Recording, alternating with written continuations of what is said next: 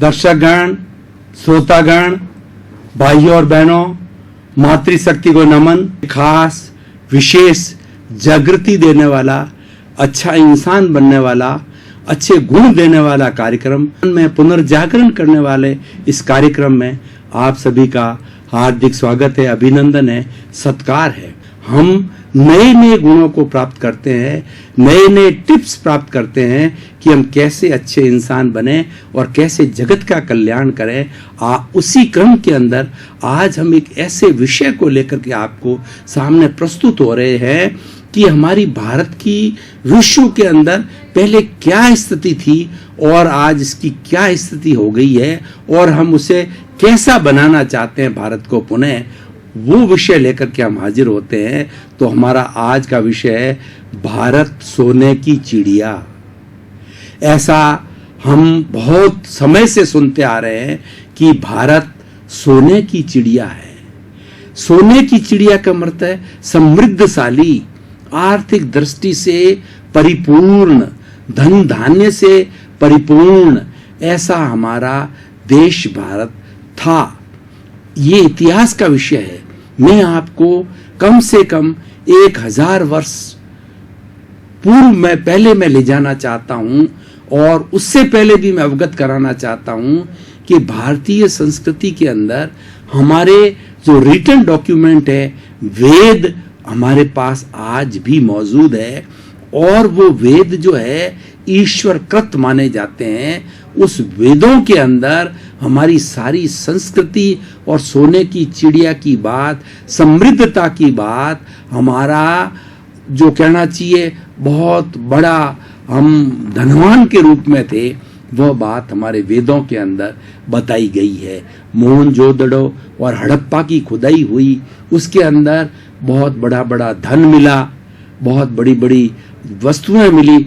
उससे मालूम पड़ा कि हमारा भारत प्रारंभ से ही जो है एक धनाढ्य देश था। वह आर्थिक दृष्टि से धनाढ्य था और वह सांस्कृतिक मूल्यों से धनाढ्य था, आत्मिक, आर्थिक और आध्यात्मिक मूल्यों से परिपूर्ण था। ऐसा हमारा भारत देश था। हमारा देश आर्यों का देश कहलाता है। हम आर्यों की संतान कहलाते हैं। आर्य आदर्शवादी थे, लेकिन उसके बाद के अंदर हमारे देश में धीरे धीरे अन्य जातियां आई। उसके आर्यों की के बाद में शक आए, फिर हूण आए, फिर जो उसके बाद के अंदर खिलजी वंशज के आए, फिर मुगल आए, फिर डच आए और फिर ब्रिटिश आए। तो इस तरीके से हम 4-5 सदियों से दूसरी जो जातियां हैं उन जातियों के प्रभाव के अंदर आते रहे और वह लोग, क्योंकि भारत सोने की चिड़िया था, तो उन्होंने भारत को लूटना चाहा। उन्होंने ये चाहा कि हम यहाँ से बहुत धन की प्राप्ति कर सकते हैं। तो ऐसी दूसरी जातियां हमारे देश को लूटने के लिए आई। जैसे मोहम्मद गोरी की बात कहें तो मोहम्मद गोरी ने हमारा जो सोमनाथ का मंदिर है, ये ओरिजिनली मंदिर सोने का मंदिर था। हमारे बहुत से मंदिर हिंदुस्तान के सोने के मंदिर थे और आज भी मंदिरों के अंदर इतना टनोबंद सोना जो है वो हमारे स्टॉक के अंदर पड़ा है, हमारे वहाँ उसके गोदाम के अंदर पड़ा है। क्योंकि भारतीय संस्कृति समृद्ध संस्कृति रही है, उसके कई कारण हैं। वो कारण हम बाद में लेंगे। पहले हम बतावें कि हमारे देश के अंदर हुआ क्या। हमारे देश के अंदर ये जो लोग आए, ये साम्राज्य विस्तार करने के लिए आए थे कि साम्राज्य का विस्तार हो, साथ साथ में यहाँ की संपत्ति को लूटा जाए। लेकिन हम लूटे क्यों? हम सोने की चिड़िया थे और हम आदर्शवादी थे, हम धार्मिक थे, लेकिन हमको लूटा क्यों गया? इस लूटे जाने का सबसे बड़ा एक कारण यह था कि हमारे में फूट थी। हमारा देश कई रियासतों में बटा हुआ था। हर रियासत का एक शासक राजा होता था। तो हिंदुस्तान के अंदर कई रियासतों के अलग अलग राजा थे। राजपूताना, मराठा, कर्नाटक का अलग था, निज़ाम हैदराबाद का अलग था, इस तरीके से कश्मीर का अलग था। हर एक के जो है शासक अलग अलग थे और ये लोग आपस में लड़ा करते थे या इनको लड़ाया जाता था। डिवाइड एंड रूल की पॉलिसी के कारण ये राजा वीर थे, योद्धा थे, आदर्शवादी थे, लेकिन वो डिवाइड एंड रूल की पॉलिसी के अंदर आ गए और इस तरीके से भिड़ा दिया उनको। इन बाहर की जो शक्तियों ने, बाहर की जातियों ने हमारे राजाओं को ऐसे भिड़ा दिया कि वो सारा जीवन एक दूसरे के लड़ने के अंदर ही रहे और उसके कारण हमारा संगठन नहीं बना, हमारा विकास नहीं हुआ और इस तोड़ फोड़ के कारण लाभ उठा करके हमारी फूट का लाभ उठा करके इन बाहरी जातियों ने से ठेठ वहां से द्रविड़, शक, हूण, खिलजी और उसके बाद में मुगल, डच और जो ब्रिटिश है, सब ने इस फूट का कारण उठा करके हमारे को कम से कम कई हजारों साल तक जो है गुलाम बनाए रखा।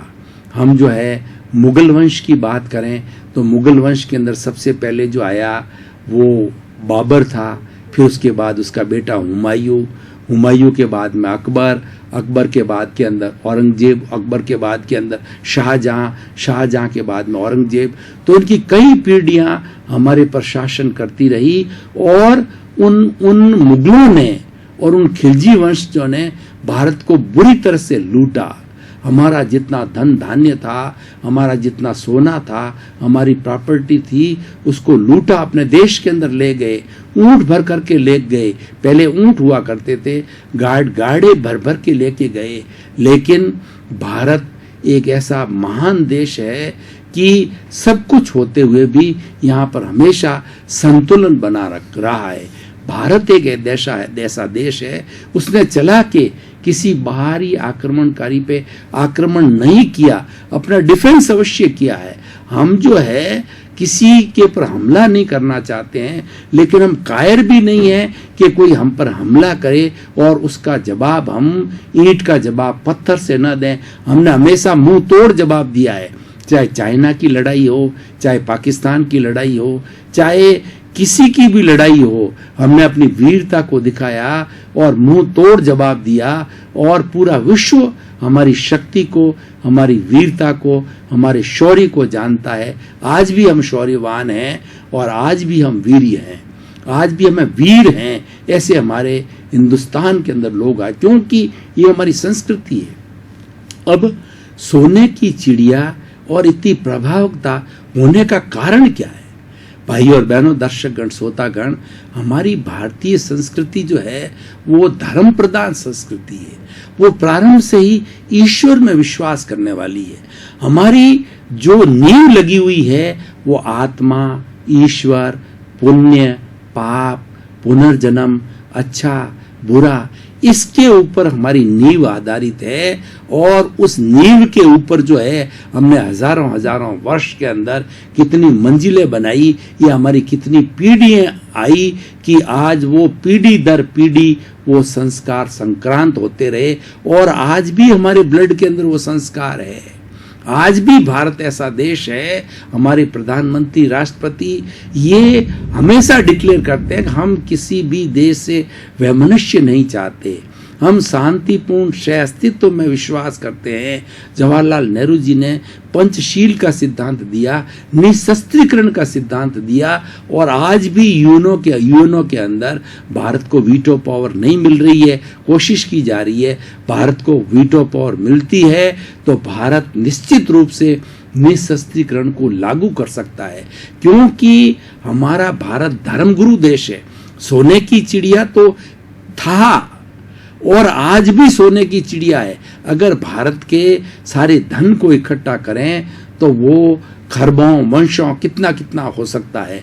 मैं भाई और बहनों, दर्शकगण, श्रोतागण, आपको बताना चाहता हूं कि जो हमारे लाल बहादुर शास्त्री प्रधानमंत्री थे और उस वक्त में चीन ने हमला कर दिया, तो उन्होंने जो है बड़े सहज भाव से, विनम्रता से भारतीय जनता को वो जय जवान जय किसान का नारा दिया और ये कहा कि मेरे भाई और बहनों, देश के ऊपर इस वक्त के अंदर संकट छाया हुआ है, इसलिए आप अधिक से अधिक जो है हमारे लोग जो हमारे से लड़ाई करने आ रहे हैं, तो हमें पावरफुल बनने के लिए आप आर्थिक रूप से सहायता कीजिए।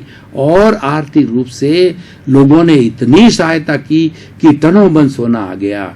और उन्होंने साथ साथ में ये भी कहा कि हमारे देश के अंदर अनाज का संकट आ गया है, तो प्रतिदिन सोमवार को लोग फास्टिंग करने लग गए, उपवास करने लग गए। ये उनके सीख का प्रभाव था। भाई और बहनों, दर्शकगण, श्रोतागण, मैं आपको बताना चाहता हूं कि हमारे जो महाराणा प्रताप एक ऐसे राजा थे, उन्होंने अंतिम समय तक अकबर की अधीनता स्वीकार नहीं की। उन्होंने कहा मैं प्राण भले ही चले जाए, लेकिन मुगल सम्राट की मैं अधीनता स्वीकार नहीं करूंगा। और लास्ट तक उन्होंने अधीनता स्वीकार नहीं की। उन्होंने जंगलों में जाकर के और छिप छिप करके सेना बनाई। उस वक्त भी भामाशाह नाम के उदयपुर के सेठ थे, उन्होंने जो है वो महाराणा प्रताप को सहयोग किया, आर्थिक दृष्टि से सहयोग किया और सहयोग करने से फिर उन्होंने सेना बनाई और कई बार अकबर के छक्के छुड़ाए, अकबर को हल्दी के मैदान में कई बार हराया। भाइयों और बहनों, दर्शकगण, श्रोतागण, हमारा भारत समृद्ध है, हर दृष्टि से समृद्ध है। इसका सबसे बड़ा कारण एक ये है कि हमारी जो पारिवारिक व्यवस्था है, हमारी जो जॉइंट फैमिली की व्यवस्था है, वो बहुत ही सुंदर व्यवस्था है, वह यूनिक है। और वर्ल्ड के अंदर ऐसी जॉइंट फैमिली की व्यवस्था विश्व के 206 देशों में से किसी भी देश में नहीं है। आज से नहीं, हमारे पुराने वेदों से प्रारंभ से हमारी जॉइंट फैमिली की परिभाषा 5-5 हजार साल से पहले आती है कि माता पिता जो है ईश्वर का रूप होता है और हमें स्वपति या स्वपत्नी स्वाधार एक पत्नी को अपनी पत्नी मानते हुए विश्व की समस्त बहनें बेटियां मेरी बहनें हैं, माएँ हैं या जो बेटी के रूप में हैं, यानी उसको उस तरफ का दर्जा दिया जाना चाहिए। हमारे यहाँ पर कहा जाता है कि यत्र नारी पूज्यन्ते तत्र देवता वसति। जहाँ पर नारी की पूजा होती है, वहाँ पर देवता निवास करते हैं। भारतीय संस्कृति ने नारी को बहुत ऊंचा दर्जा दिया। जननी जन्मभूमिश्च सर्वदा। भारतवर्ष के अंदर ये बताया गया है कि जन्म देने वाली माँ और जन्म देने वाली पृथ्वी, जहाँ पर कि हम खेल कूद करके बड़े होते हैं, जिस मातृभूमि के अंदर होते हैं, उन दोनों वो स्वर्ग से बढ़ करके हमारे यहाँ पर इसको इतना ऊंचा स्थान दिया गया है। जब हमारे यहाँ का कोई व्यक्ति विदेश में जाता है और अपनी मातृभूमि में आता है तो इतना प्रफुल्लित होता है, इतना आनंदित होता है, क्योंकि हमारे में संस्कार है। भारतीय संस्कृति के अंदर संस्कार की प्रधानता है। हमारी संस्कृति और संस्कार जो है ऐसे घुले मिले हुए हैं कि उससे हम समृद्ध रहते हैं और हम एक जॉइंट फैमिली के अंदर सबके हितों को ध्यान में रखते हैं। माता है, पिता है, दादा है, दादी है, भाई है, भाभी है, भतीजा है और उसके साथ साथ में हमारे सगे संबंधी है जिनके यहाँ से बेटी हमारी गई है या उनकी बहुओं के रूप में मिलाए हैं, तो मल्टीप्लिकेशन होता है। हम सबको अतिथि देवो भव की हमारी नीति है। इस अतिथि देवो भव की नीति ने भारत को सोने की चिड़िया बनाया, क्योंकि हमारा सिद्धांत बहुत ऊंचा है, हमारा विचार बहुत ऊंचा है। जिस व्यक्ति का विचार और सिद्धांत ऊंचा होता है तो उसके सब कार्य ऊंचे होते हैं।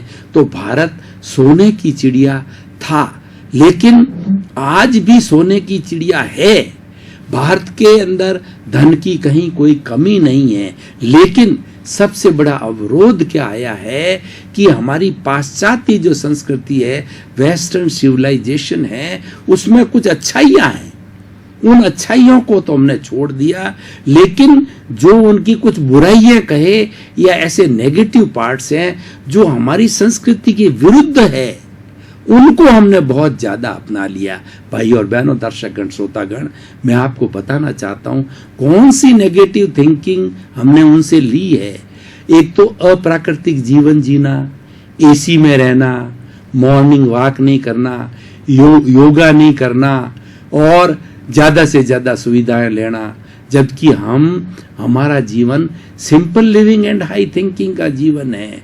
हम परिश्रमी हैं, परिश्रम में विश्वास करते हैं, सादगीपूर्ण जीवन में विश्वास करते हैं, लेकिन वहां उनका खान पान मांस है, मदिरा है, जंक फूड खाना है, उनका खान पान शुरू से चल रहा है। ये हमारा खान पान नहीं है।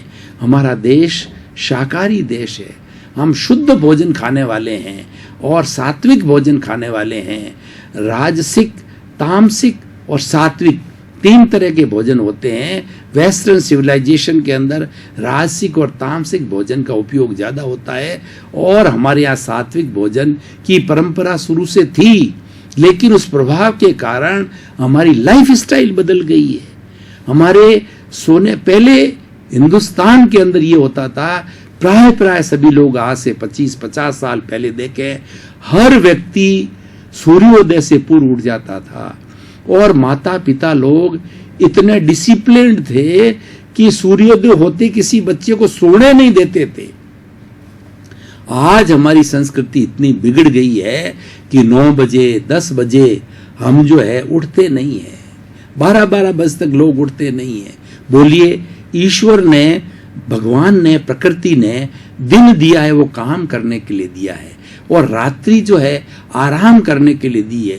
रात्रि के अंदर डांस होते हैं, बाहर में जाते हैं, मदिरा चलते हैं, 1 बज गई, 2 बज गई, ये हमारी संस्कृति नहीं है। कितने डांस हो रहे हैं। हमारी संस्कृति बहुत ही शर्म की संस्कृति है और हमारी पूर्व संस्कृति के अंदर बहन हो, बेटी हो, माता हो, पुरानी माताएं बुजुर्ग हैं, आज भी इतना बड़ा बड़ा घूंघट निकालती है।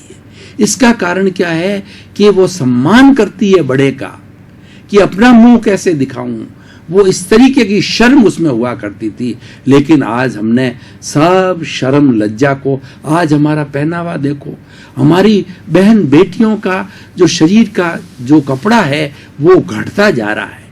पहले जमाने के अंदर बहन बेटी बहुएं शरीर को पूरा ढक कर के रखती थी, बल्कि घूंघट निकालती थी। वो इसलिए था कि एक डिसिप्लिन है, ये हमारी एक संस्कृति है। आज हमने पाश्चात्य संस्कृति को ज्यादा अपना लेने के कारण हमारा खराब हो रहा है। और जबकि मैं ये उस वेस्टर्न सिविलाइजेशन की बुराई नहीं करता, वेस्टर्न सिविलाइजेशन की अच्छाइयां भी बताना चाहता हूं आपको कि वो लोग ऑनेस्ट होते हैं, प्रा है। दूसरा, वो पैट्रियोट होते हैं, उसमें देशभक्ति बहुत ज्यादा होती है। तीसरा, वो बहुत श्रमशील होते हैं।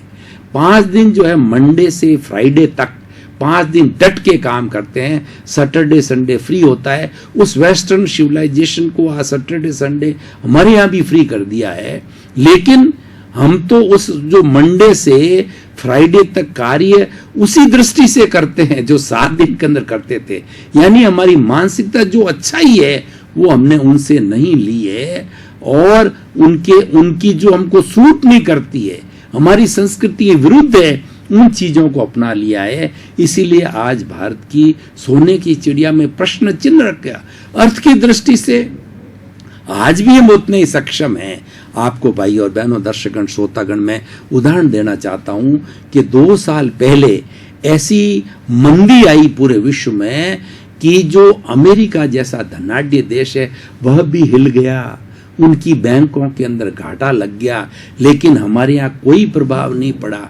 क्योंकि इसका कारण है कि हम सेविंग सिस्टम में विश्वास करते हैं। हमको पता है हमारा परिवार है, हमारा बाल है, बच्चे हैं, बच्चों के लिए भी सोचना पड़ेगा, उनकी शादी करनी पड़ेगी और बुढ़ापे के अंदर बीमारी भी आ सकती है, मेहमान भी आ सकता है, उनको भी रखना पड़ सकता है, किसी को चैरिटी भी देनी पड़ सकती है। इसीलिए हम सेविंग करते थे, कुछ पैसा बचाकर हम सेविंग माइंडेड प्रारंभ से थे। भाई और बहनों, दर्शकगण, श्रोतागण, मैं आपको मेरा निजी अनुभव बताना चाहता हूँ विषय के संदर्भ से कि जब से मुझे होश आया है आज तक मैं प्रतिदिन, प्रति मास, प्रति वर्ष सेविंग के अंदर विश्वास करता हूं, क्योंकि ये सेविंग का फॉर्मूला मुझे मेरे पेरेंट्स से मिला। पेरेंट्स हमको हमेशा हमको शिक्षा देते थे कि हमेशा व्यवस्था करके रखो ताकि किसी के लिए मजबूर ना होना पड़े, और कोई बात ऐसा बुरा समय आ जावे तो हम उस संकट को झेल सके। इस कारण विश्व में मंदी आई लेकिन भारत पर कोई प्रभाव नहीं पड़ा। और हमारे यहाँ एक बहुत बड़ा कंसेप्ट है, स्त्री धन का कंसेप्ट है। जब किसी बहन बेटी की ब्याह शादी होती है तो दहेज का मतलब राजी खुशी देना, उसको एक फैमिली का मेंबर मान करके हम जब वो ससुराल जाती है तो उसको हिस्सा दहेज के रूप के अंदर देते हैं और वह स्त्री धन होता है। प्राय हमारे में ऐसी मानसिकता बनी हुई है हमारी संस्कृति के अंदर कि स्त्री धन पर केवल स्त्री का अधिकार है, पुरुष का उस पर कोई अधिकार नहीं है, और वो अंतिम समय तक भी अगर कैसी भी इमरजेंसी आए उसकी इच्छा बिना उसके हाथ नहीं डालता है। और ऐसी इमरजेंसी आई तो उन बहनों ने, उन बहुओं ने उस स्त्री धन को पुरुषों को दिया और उनकी लज्जा रखी, उनकी इज्जत बचा के रखी। ऐसे बड़े बड़े हमारे कॉन्सेप्ट है, ऐसे बड़े बड़े हमारे सिद्धांत है, ऐसे बड़े बड़े मूल्य है। इस मूल्य के कारण भारत सोने की चिड़िया था और आज भी है और बना भी रहेगा। मात्र क्या हुआ है, अब हमें समय की अल्पता को दे करके निष्कर्ष के अंदर ये बात करना है कि जो देश सोने की चिड़िया था और आज भी है, टोटलिटी के अंदर आज भी हमारे धन में कमी नहीं आती, लेकिन मानसिकता बिगड़ गई। हमें करना ये है कि हमारे खोई हुई विचारधारा को पुनः स्थापित करना है, हमारे सांस्कृतिक मूल्यों की स्थापना करनी है, हमें वही वातावरण पैदा करना है जो आज से 30, 25 साल, 50 साल पहले था। वेस्टर्न सिविलाइजेशन इतनी हावी नहीं थी, उस सिविलाइजेशन को पुनः लाना है। हम ग्लोबलाइजेशन के खिलाफ नहीं है, क्यों ग्लोबलाइजेशन वसुधैव कुटुंब का रूप है, लेकिन उसका हम दुरुपयोग कर रहे हैं। हमें ग्लोबलाइजेशन के दुरुपयोग को रोकना है। इंटरनेट अच्छा है, व्हाट्सएप अच्छा है, मोबाइल अच्छा है। ईश्वर ने इस सृष्टि में एक रेत का कण भी खराब नहीं बनाया है, लेकिन इंसान उसका दुरुपयोग करता है, उसका उपयोग सही नहीं करता है। ये सबसे बुरी बात है। इसी कारण देश की प्रतिष्ठा में आँच आता है। तो भाइयों और बहनों, दर्शकगण, श्रोतागण, हम हमारे भारतवर्ष को सोने की चिड़िया बनाए रखना चाहते हैं तो हमारे प्राचीन मूल्यों की स्थापना कीजिए। सभी तरह के प्राचीन मूल्य, सब सांस्कृतिक मूल्य, मानवीय मूल्य, आत्मिक मूल्य, आध्यात्मिक मूल्य और हमारा भाईचारा, हमारा जॉइंट फैमिली सिस्टम, हमारा प्रेम, मैत्री, करुणा, सद्भावना, मेल मिलाप, ये हमारी थाती है, ये हमारी हेरिटेज है। उस हेरिटेज को हमें पुनः स्थापित करना है। एक व्यक्ति दूसरे व्यक्ति को देखकर खुश होना चाहिए, क्यों कि यही जो नर में नारायण, हमारी संस्कृति नर में नारायण देखते हैं कि हर आत्मा, हर मनुष्य भगवान का रूप है और उसके भीतर विराजमान शुद्ध आत्मा भगवान को नमस्कार करते हुए उसको वंदन करना चाहिए, उसको नमन करना चाहिए। दर्शकगण, श्रोतागण, आपका बहुत बहुत धन्यवाद। हमारी भारतीय संस्कृति के उत्थान के लिए, हमारे देश को सोने की चिड़िया बनाने के लिए, देश को धर्म गुरु बनाने के लिए आप जो है इन तत्वों को और इन टिप्स को हमेशा सुनते हैं। आपके प्रति बहुत बहुत धन्यवाद, कृतज्ञता, साधुवाद। जगत का कल्याण हो, जगत के सभी जीवों को सुख मिले, शांति मिले, मोक्ष मिले। सर्वे भवन्तु सुखिनः, सर्वे भवन्तु निरामया। आपका जीवन आनंदमय हो, मंगलमय हो, सुखमय हो। इसलिए आपके प्रति मंगल भावना, शुभकामनाएं।